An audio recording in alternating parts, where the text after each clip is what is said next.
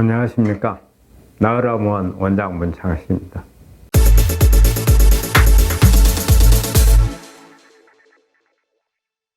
우리 환자분들이 암 진단을 받았어요. 그러면 치료를 도대체 어떻게 해야 될지. 일단 치료는 암 진단을 받으면 어때요? 대학병원에 연결이 되죠. 그렇게 되면 진단 조직검사하고 수술 날짜 잡고 항암이나 방사선 하겠죠. 이건 현대의학적인 거예요. 가장 기본적인 치료죠. 그거는 우리 암 환자분들이 누구든지 암의 그 진단을 받게 되면 하는 과정인데, 자, 그러면 그게 전부일 건가? 암 치료를 하는 게. 우리 대부분의 환자들은 어때요?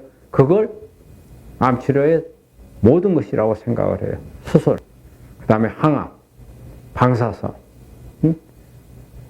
이게 다라고 생각해요. 그러면은, 자, 한번 이제부터 우리가 한번 상식으로 한번 생각을 해볼게요. 암이 처음에 만들어지는 것은 어떻게 만들어진 거죠? 우리 몸 안에 있는 이 어떤 외부 환경에 영향을 받아서 우리 가지고 있는 유전자가 변이가 일어나는 거예요. 이 변이된 유전자가 성장을 하도록 신호를 보내서 우리 세포가 하나가 두 개가 되고 두 개가 네 개가 되고 빨리 클 수 있도록 그걸 유도를 하는 게 그게 암이거든요. 암은 단순해요. 암은 어디에서 하늘에서 뚝 떨어진 병이 아니고 그런 변이된 유전자에 의해서 계속 성장을 하고 또 우리 몸에는 그런 유전자 중에서는 세포를 죽이는 유전자들이 있어요. 그런데 이런 유전자들은 일을 안 하고 쉬어버리는 거예요. 그러니까 결과적으로 세포가 죽지 않고 성장을 하니까 이게 바로 암이에요. 그러면 자, 요 신호를 끄는 게 꺼야 되겠어요? 안 꺼야 되겠어요? 이거 꺼야 되겠죠. 그래야 신호가 안 오죠. 신호가 안 오면 암은 안 크는 거예요. 근데 수술, 항암, 방사선 해가지고 이 신호 꺼줄 수 있는가요? 이건 못 끄는 겁니다. 그래서 이걸 끄는 게 중요해요. 우리가 파이토케미칼이라는 이야기를 많이 하잖아요. 채식을 많이 하라고 하고 식물을 많이 먹으라고 하고 이런 식물의 껍질 속에는 이런 부분들을 이런 DNA, 유전자나 그 유전자가 만들어내는 단백질을 억제하는 물질들이 있어요. 그래서 이런 부분들을 많이 먹게 되면 이런 변이를 억제할 수가 있는 거예요. 그러면 신호를 차단하는 거잖아요. 우리가 현대의학에서도 여기에 대한 치료가 있어요. 우리가 바로 표적치료제라는 것은 바로 이거예요. 그 유전자에 신호가 가는 것을 중간에서 차단시키고 그런 유전자를 억제시켜버리거나 아니면은 암세포를 이렇게 죽일 수 있는 유전자를 살려내는 것. 이게 표적치료제거든요. 표적치료제도 바로 그런 개념이거든. 신호를 차단. 그렇다면 그 표적치료에 해당되지 않는 표적치료제가 없는 유전자들은 뭘로 끄느냐? 바로 우리가 말한 파이토케미칼로 끄는 거예요. 그래서 그것도 하나의 치료법인 거예요. 다음에 또 한 면을 또 생각해 볼게요. 암이 우리 몸에서 생겼어요. 우리 암이라고 하는 것은 하루에 한 3,000개에서 4,000개 정도의 암세포가 만들어진다고 그래요. 이건 거의 대부분 우리 몸 안에서 다 죽어요. 그렇기 때문에 암이 발생을 하지 않는 거예요. 매일 발생하는데 암세포는. 그런데 나중에 이게 암으로 발전하는 거는 뭐예요? 뭔가가 항상 이것을 잡아 죽였어야 될 뭔가가 활동을 제대로 못했다는 뜻이잖아요. 그게 뭐예요, 바로? 그게 바로 면역이에요. 우리 면역이라는 것은 우리 몸에 가지고 있는 체력이나 기력이 아니고 우리 몸 안에 있는 면역 세포가 있어요. 백혈구 중에서 특히 암하고 관련된 것은 림프구나 NK 세포. 이게 주로 작용을 하는데 이런 면역 세포들이 암 세포를 다 죽여요. 그런데 만약에 내 거 면역이 약하다든지 기능을 제대로 못하다든지 했을 경우에는 어때요? 이때 암이 크는 거예요. 자, 그러면 면역을 어때요? 살려내는 치료해야 되겠죠.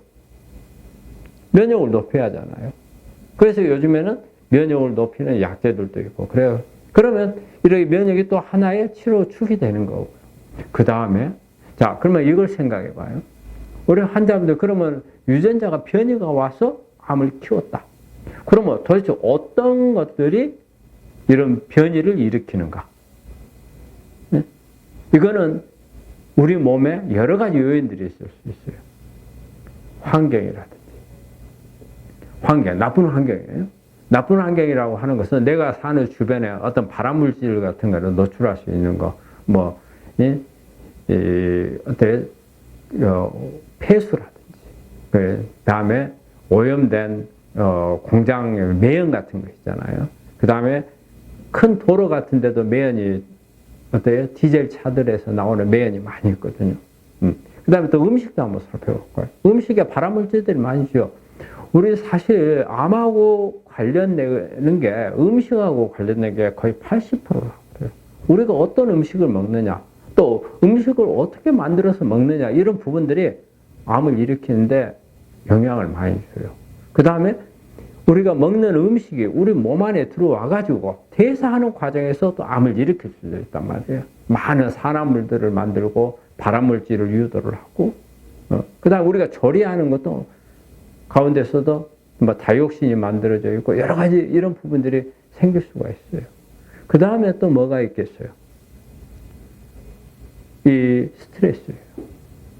우리 스트레스도 어떻게 보면 환경 요인이에요. 내가 살면서 여러 사람들하고 부대끼고 또 어떻게 경제 생활을 하면서 뭐 돈 빌려줬다 못 받았다든지 뭐 여러 가지 문제들이 많잖아요. 정말 견디기 힘든 스트레스들. 그 다음에 가족 간의 관계라든지 이런 스트레스가 영향을 주고 이런 부분들이 모여서 유전자 변이를 일으키는 거예요. 그러니까 유전자 변이를 일으킨 부분은 우리가 파이토케미컬을 조절을 해야 되지만 이렇게 일으키지 않도록 하는 이것도 중요한 거란 말이에요. 이런 치료. 그래서 저는 우리 환자분들한테 이렇게 4가지로 설명을 해요. 첫째, 수술, 항암, 방사선, 현대의학적인 부분들 하나. 그 다음에 유전자를 조절하는 것 하나. 그 다음에 면역을 조절하는 것. 그 다음에 이렇게 암을 일으키도록 하는 내 몸에 내 정신적인 부분에 심리적인, 그 다음에 내 주변 환경 요인. 거기에는 음식이라든지 스트레스라든지 뭐 중금속이라든지 전반적인 내 생활 습관이라든지 이런 부분 전반적인 거. 이런 큰 카테고리를 4가지 카테고리를 만들어 놓고 여기에 대해서 각각의 내가 어떻게 치료를 할 건가. 그 계획을 쫙 가야 되는 게 암 치료의 기본이라고 생각을 합니다.